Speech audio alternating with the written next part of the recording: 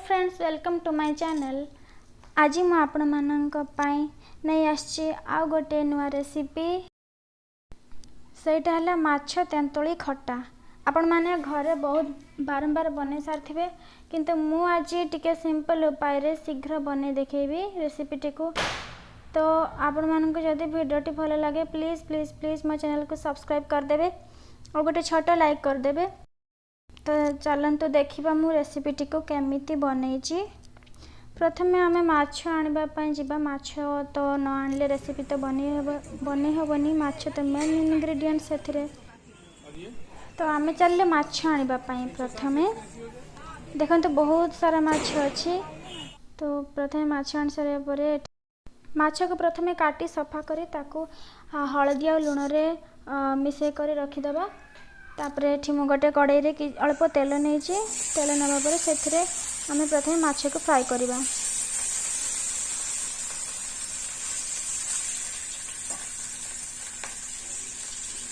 प्रथमे माछ को फ्राई करिबा।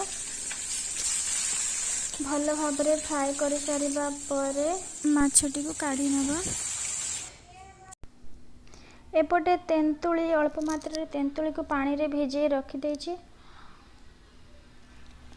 एटा होची आउ गोटे माछ जोंडा को हमें तेंतुली खट्टा तैयारी करिबा। तो तापाई मु एई माछटी नै नेछि। एठी मु तेंतुली को पानी रे चकटी नेछि भल भाबरे। जो कड़ाई रे हमें प्रथम रे माछ भाजी थिले सेई कड़ाई रे अल्प तेल देई सेथिरे हमें प्रथमे दुईटा सुखिला लंका पकेबा। तापरे 5 फोड़न दबा। याकू आपण अल्प गुंड करी भी पकई पारिबे, एमिति भी पकई पारिबे। सेथिरे कटा जाइथे छोट छोट करी टमाटो पकेबा। टमाटो टिके हिसारिया परे सेथिरे कंचा लंका पकेबा। कंचा लंका टी बहुत स्वादिष्ट लागे खाइबारे, खट्टा रे विशेष करी। अल्प तेल दबा। टमाटो सिजिया पई कि टिके लूण पकेबा। तापर हळदी गुंड लूणटा को आपण परे भी पकई पारिबे। पानी अनुसार आपण जेतिकी ग्रेवी रखिबे ग्रेवी अनुसार आपण ताको पकई पारिबे। एठी तेंतुली पानी रे अल्प हळदी गुंड मिसेई ताको कड़ाई रे ढाली देबा। सेथिरे स्वाद अनुसार लूण पकेबा। टिके अल्प फुटी आसीबा परे सेथिरे हमें फ्राई करा जाइथे माछ को पके देबा। एठी आपण चाहिले अलगा पनीपरिबा भी पके पारिबे। मु केवल बैगण ही ऐड करिछि एथिरे। सॉफ्ट बैगण दुईटा बैगण काटी सेथिरे मु ऐड करिछि।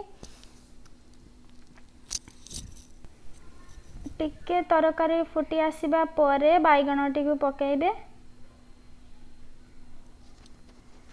10 मिनिट पर्यंत एभली कुक करिबा परे तरकारी को बारंबार मझे मझे चेक करुथिबे। पानी आपणक हिसाब रे आपण ढाली पारिबे। आपण जदि ग्रेवी बेसी पसंद करूछन्ते ताहले अधिक पानी मिसे ताको फुटै पारिबे।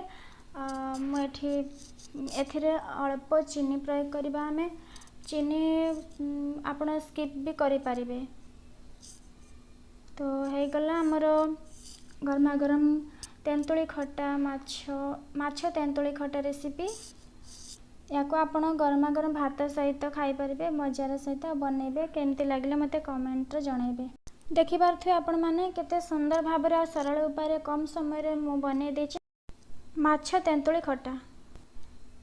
जदि आपण को वीडियोटी भल लागि थाए ताहले हम चैनल को प्लीज सब्सक्राइब कर देबे और गोटे छोटा लाइक कर देबे। धन्यवाद।